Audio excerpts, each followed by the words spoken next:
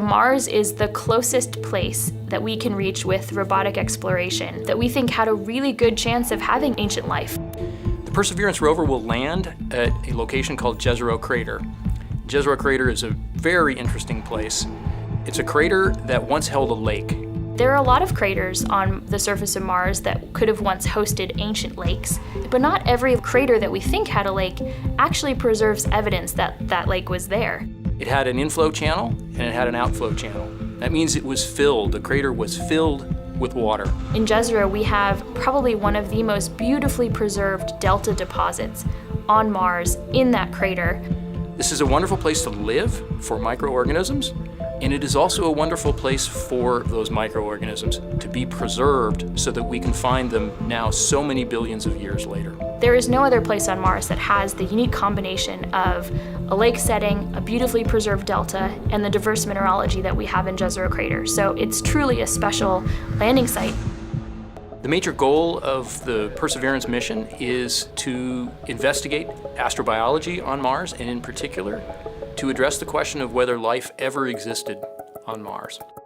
The Perseverance rover starts with a design that's very similar to Curiosity, but we've added to it a whole new set of science instruments. And these science instruments were purposefully selected to help us in the search for biosignatures. We're going to be taking microphones with us. For the first time, we're going to have that human sense on another planet.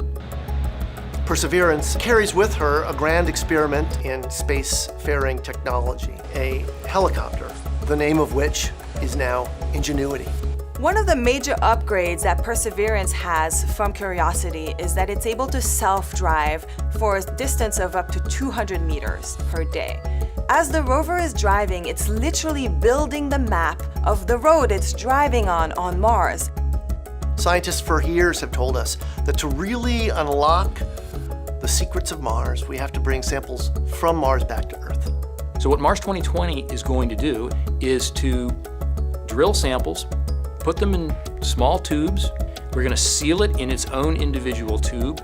We set them on the surface to provide a target for the second two missions, which hopefully will get in development in the next several years and could potentially get the samples back to Earth by 2031.